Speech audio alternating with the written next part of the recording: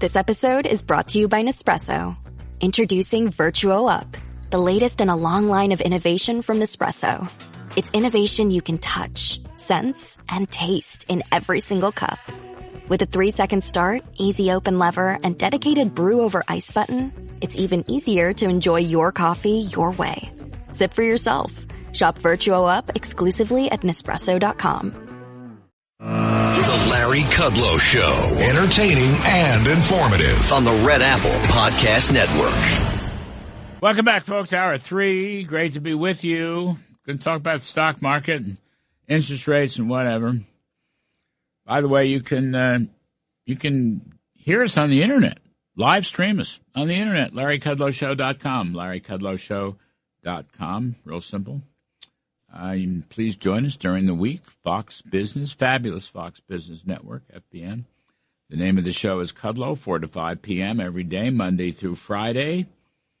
And if for some reason you can't make it at 4, why, just text your favorite 9-year-old and she will show you how to DVR the show. You'll never miss a thing. Now, we got two smart fellows here. I'm just going to lead in by saying this. The strategy should be to sell oil and buy stocks. Buy the S&P index. Sell oil, buy stocks. Timing, I have no idea. No idea whatsoever. I don't even believe in timing.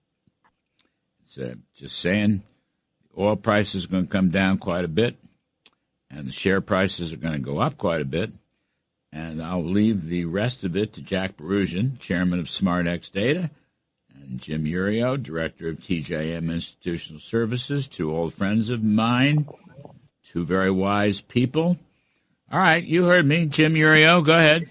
You're on. The fact that you try to get ahead of it because you're worried about what we're going to say. Which, by the way, if you break it down as simply as you just did, what do you need me and Jack for? Let's just move on. Let's go have lunch. I like you. I mean, I thought we'd talk politics, maybe tell some jokes.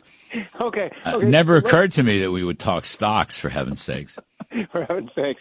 So the oil thing, I actually agree with you. I think the oil market is pricing in somewhat of a worst-case scenario. And I think if I had to make a trade in oil, which I do not, I would be a seller of oil back down into the 75 to 85 range. And I think that will happen. My base case is that this thing with the Straits of Hormuz, if I'm pronouncing that correctly, resolves itself within the next 3 weeks. Although that's not an investment strategy for me. I need to see it actually happen, and so does the stock market. The stock market isn't going to – I agree with you that it's going to eventually rally, but it has to work through this uncertainty. It has to get a little more clarity. There was a moment a couple of days ago where in the futures market we rallied like 50 ticks, and it was almost like this collective moment where everyone who was trading the stock market realized, oh, no, we can't really go higher until we figure out where oil's going, so let's just pump the brakes on this, and then it broke again. And I think so right now, 6,500 in the S&P, I'm getting out of some of my hedges. I believe it represents some better value here, but I'm not ready to get long yet until there's some resolution.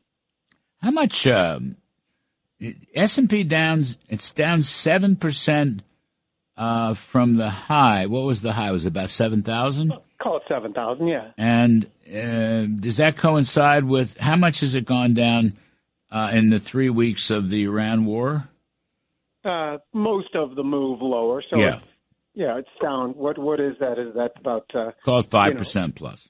Yeah, call it 5% plus, and so most of it has been since the Iran war, which, by the way, is very reasonable. If the part of the stock market's buoyancy was that we believe that rates are going lower, if the market believes, which I'm not certain of, that higher oil prices are completely inflationary, then the Fed's hands are tied a little bit. So that's why the stock market can't rally if that's one of the theses of the rally was that rates were coming lower. Yeah, well, I don't know timing, and I don't do timing. I'm just saying.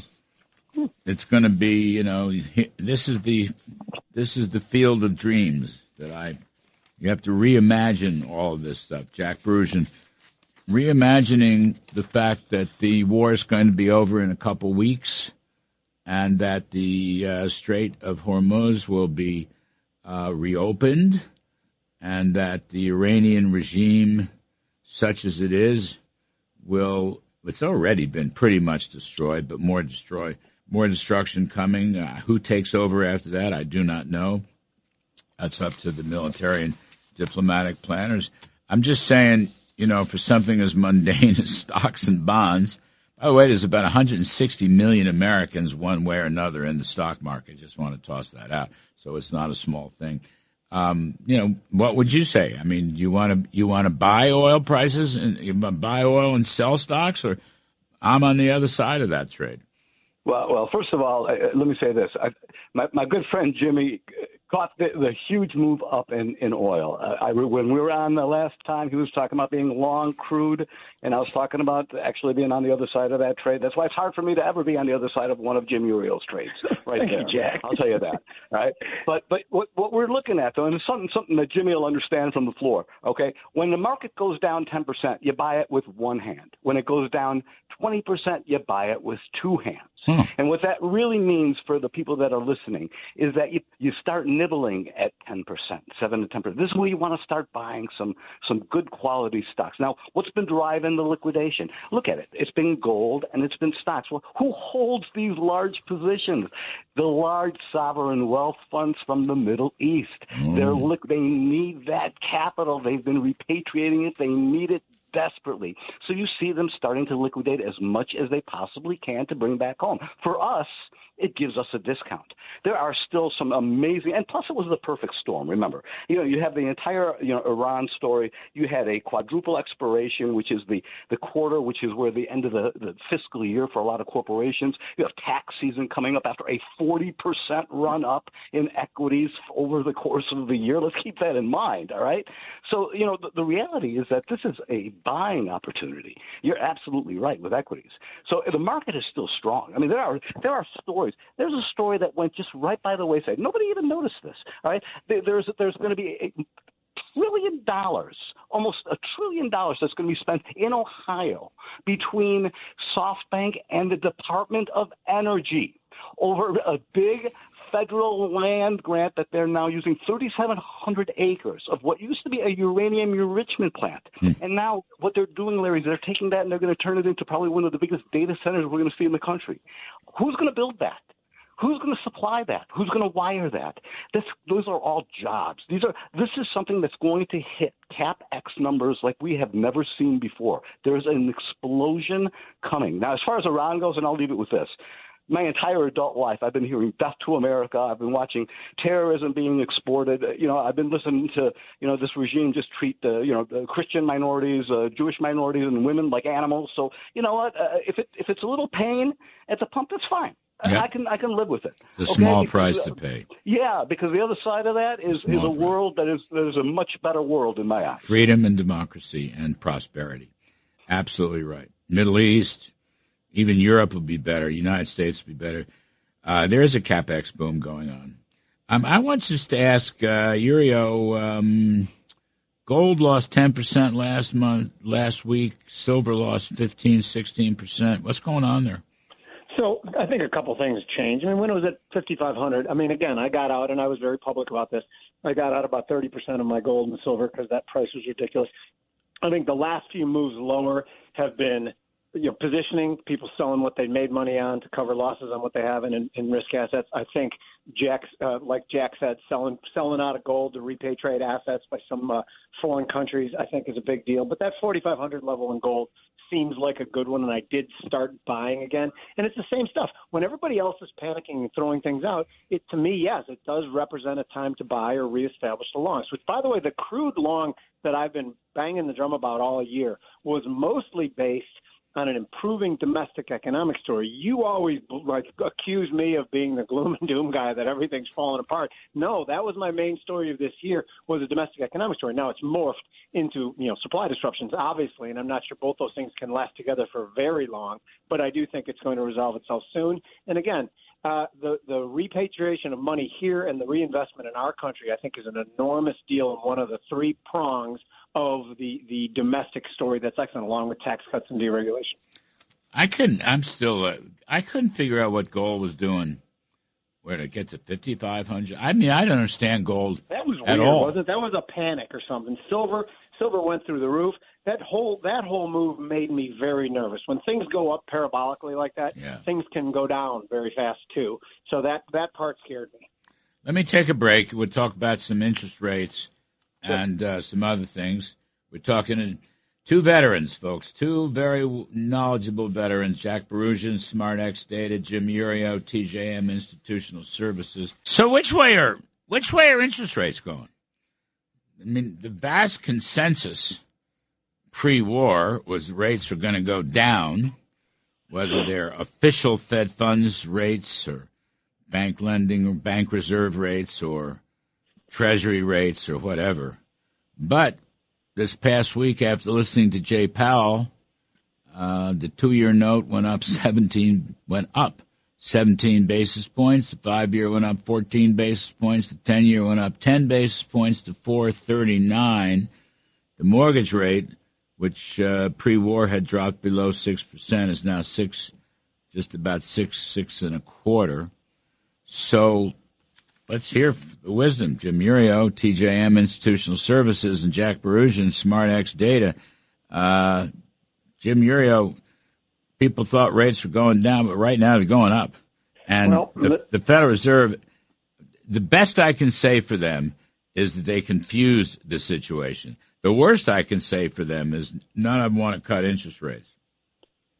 Yeah, I think there's no question that they don't want to cut them right now. There was a moment 2 days ago where the futures markets had taken away all the easings for the next year and a half and actually had priced in slight tightening. Now that resolved itself soon. Here's what irritates me, because rates are going up for two reasons. One is that the market is saying higher oil prices are 100% inflationary and they don't want to hear any other argument. There is another argument. Oil prices going higher takes away people's money at the pump. In some ways, it's like a tax hike, which has a little bit of a disinflationary effect. I do believe the inflationary effect is more profound, obviously. The second part about this is that the market is saying that the Treasury is going to have to sell a lot of bonds to finance a war if it starts to extend for the next couple months, which, again, I don't think it will. So what did 10-year go up to? 10-year goes up to about 4.3-ish. I actually think that there's a level above here. I think it's 4.6, 4.7, where the market then starts to talk about the Fed coming back in and buying bonds to drive rates down.